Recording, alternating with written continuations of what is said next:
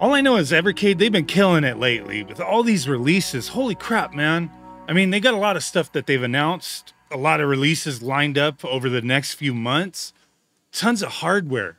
They have the Evercade VSR coming out at the end of this month, August.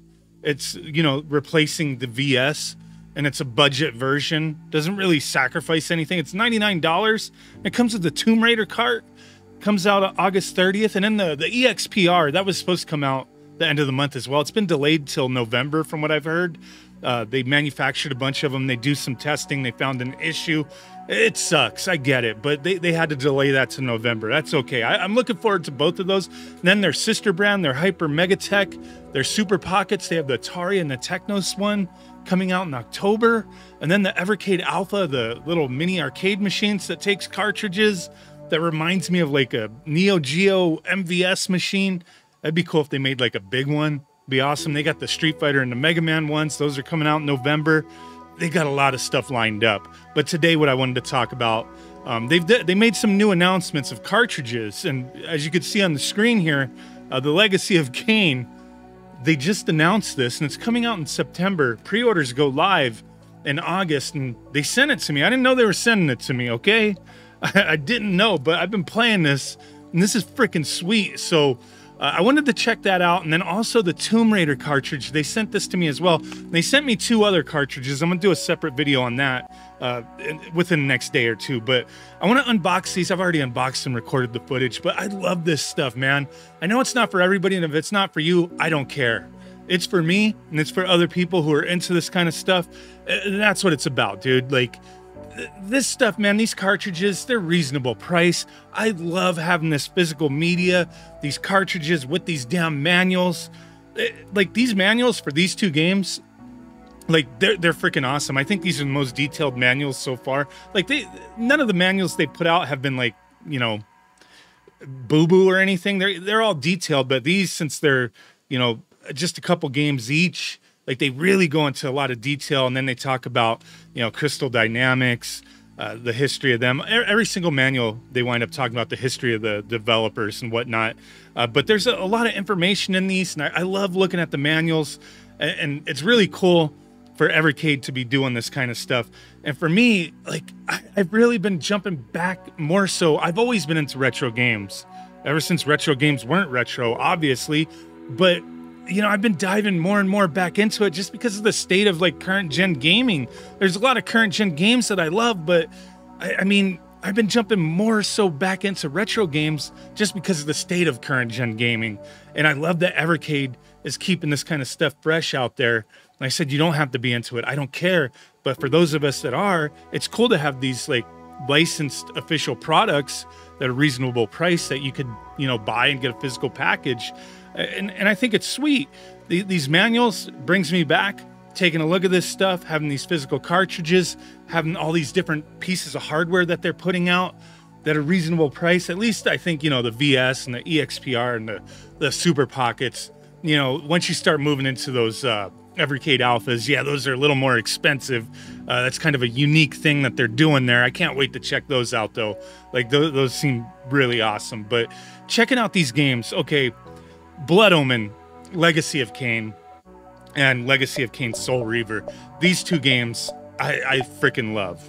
I'm just gonna be straight up with you, especially Blood Omen. So Blood Omen is an action-adventure role-playing game that came out in 1996.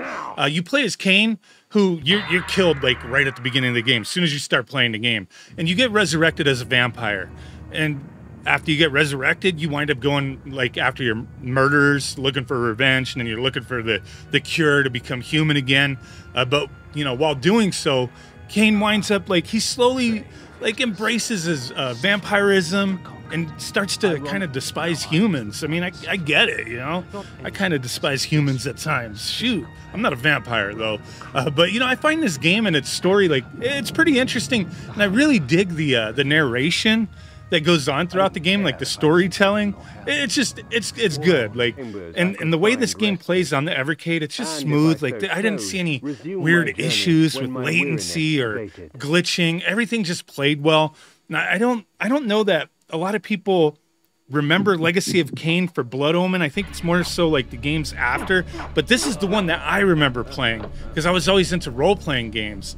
And this one is just a lot of fun for me. It's my favorite one. You know, like I said, with the story, how the game plays and everything.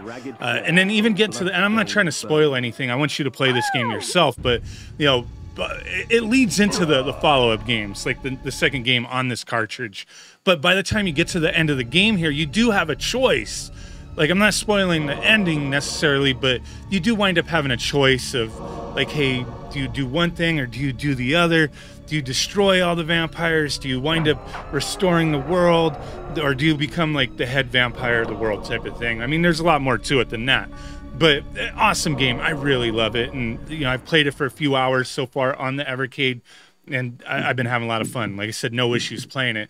And then jumping into Soul Reaver, really, it changes up the style. It's an action adventure, kind of not really hack and slash, a little bit hack and slash, but it's a 3D action adventure game. I've seen some people call it a hack and slash, but this game came out in 1999. Both of these are PlayStation versions of the games. I played Blood Omen on the PlayStation, but Soul Reaver I played on the Dreamcast. So this is my first time really playing it, the PlayStation version. But and this one you play as Raziel 1500 years after what happened in Blood Omen, and you have to assume, because I guess the canon ending of Blood Omen, you know, going up into this game is the ending where Kain takes over the world and it's like the, you know, the most powerful vampire type of thing. So that's the true ending, even though in Blood Omen there's multiple endings, right? But in this game, Kain is the bad guy, and he casts Raziel off to his death, and Kain is the final boss in the game. So there's these elder gods that the vampires aren't really aware of, and they control the Wheel of Fate. And they resurrect Raziel after he's cast to his death as a wraith, a soul reaver. So the Wheel of Fate, it's stalling and it's causing the world to decay. And the world is like at the brink of collapse. There's no more humans. The vampires, they're the dominant species. And, you know, as vampires, they're immortal. Their souls, they don't cause the Wheel of Fate to spin. So in the game, Raziel, you can go between the material and the spectral world, and you wind up facing off against your brothers, and then finally, you know, Kain at the end of the game. And then kind of leads into the you know, follow-up game after that. But this is just Blood Omen and the first Soul Reaver game. Awesome collection. So highly recommend when this goes up for pre-order. I'm having a blast. One of my favorite cartridges for this system, and really appreciate that Evercade sent this to me hella early to check out. I didn't even know they were sending this to me. So much appreciation. Like, I don't take it for granted, you know, when these guys be sending me stuff. Like, I play the Evercade. I've seen people like say, oh, you know, they send these out for review and these guys don't even play these things. No, I play the freaking Evercade. I love the Evercade. I've been here since day one, before the thing came out. I bust balls. I criticize when it's necessary, or when I feel, you know, there's been things that I've criticized with the Evercade, and you know what? A lot of the things that I had issues with, they wound up, and other people had similar criticisms. Evercade has rectified all the things that I had an issue with firmware updates and everything. I'm happy with the system and where it's gone, and all these different cartridges that they've been putting out. I'm happy with it. I play the damn thing all the time. I loves it. So Tomb Raider, I got to get into this cartridge. It's coming out August 30th, and it's going to be included with the VSR if you buy that. So you don't necessarily have to buy the cartridge separately if you're getting the new hardware. If you're new to the Evercade line and you get the new hardware, you don't need to buy the cartridge separate. It comes with it. But the Tomb Raider collection, a lot of people are extremely excited for this. Awesome collections, Tomb Raider 1, 2, and 3. But I have to be honest, and I've said this plenty of times in the past, the Evercade, with their numbering schemes, I'm just being honest, with their numbering schemes, you know what they're doing. It's for the gotta collect them all people. There are people out there in the Evercade collecting community who they can't have a hole in their collection. They can't have a skip number. And Evercade, they're smart. They did this on purpose. I know it. Like they did it for those people who they have to have them all. For me, I've tried to get away from that because there's cartridges that I've played that just doesn't tickle it for me for one reason or another. And it's just like any console, Nintendo Switch, PlayStation 5, Xbox, doesn't matter. every single game that comes out isn't going to tickle it for you. And with the Evercade, it's the same thing. And for me, not every cartridge has been a hit for me, but there are people who are going to love the releases that come out. Every release that comes out, there's going to be somebody who likes them. So that's just the way it is. And for me, Tomb Raider does not tickle it for me, but I know it's one of the most popular cartridges. I'm sure this is probably one of the biggest pre-ordered cartridges that they've put out. I'm sure, because Tomb Raider is huge.